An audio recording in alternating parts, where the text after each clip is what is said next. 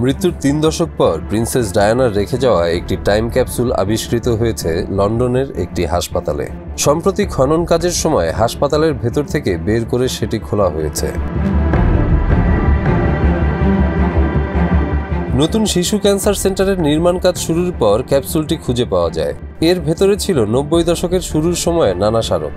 হাসপাতাল কর্তৃপক্ষ জানায় ১৯৯১ সালে জন্ম নেওয়া এবং তখন কর্মরত কয়েকজনের সহায়তায় বাক্সটি খোলা হয়।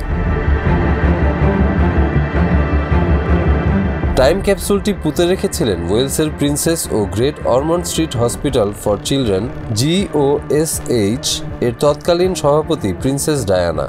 এটি ছিল সীসা আবৃত একটি কাঠের বাক্স, যা ১৯৯১ সালের মার্চ মাসে হাসপাতালের ভ্যারাইটি ক্লাব বিল্ডিংয়ের ভিত্তির নিচে মাটিতে পুঁতে রাখা হয়েছিল। প্রিন্সেস ডায়ানা ১৯৮৯ থেকে ১৯৯৭ সালে মৃত্যুর আগ পর্যন্ত শিশু হাসপাতালটির সভাপতি ছিলেন। তিনি প্রায়ই হাসপাতাল পরিদর্শনে আসতেন, কখনো তার ২ ছেলে উইলিয়াম ও হ্যারিকেও সঙ্গে আনতেন।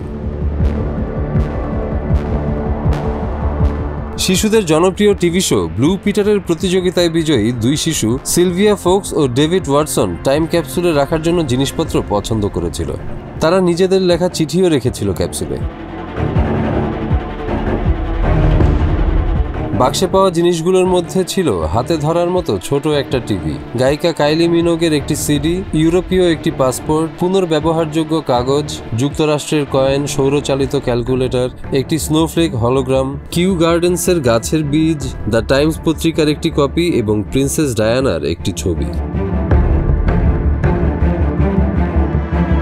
দীর্ঘদিন মাটির নিচে থাকার পরও বেশিরভাগ জিনিসই অক্ষত ছিল, যদিও কিছু জিনিস পানির সংস্পর্শে এসে হালকা ক্ষতিগ্রস্ত হয়েছে বলে জানিয়েছে হাসপাতালের আর্কাইভ টিম।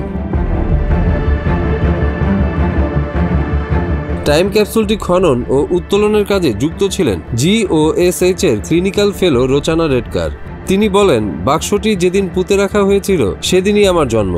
এমন ঐতিহাসিক মুহূর্তের অংশ হতে পেরে আমি উচ্ছ্বসিত।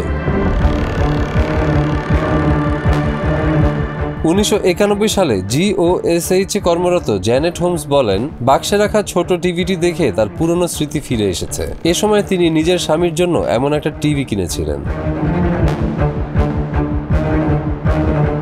হাসপাতালের স্পেস অ্যান্ড প্লেস বিভাগের প্রধান জেসন ডাওসন বলেন, এটি শুধু একটি টাইম ক্যাপসুল নয়, বরং আগের প্রজন্মের স্মৃতির সঙ্গে নতুন প্রজন্মের সংযোগ তৈরির এক আবেগময় মুহূর্ত। প্রসঙ্গত ১৮৭২ সালে ওয়েলসের তৎকালীন প্রিন্সেস আলেকজান্দ্রাও একটি টাইম ক্যাপসুল পুঁতে রেখেছিলেন, যদিও সেটি এখনো খুঁজে পাওয়া যায়নি।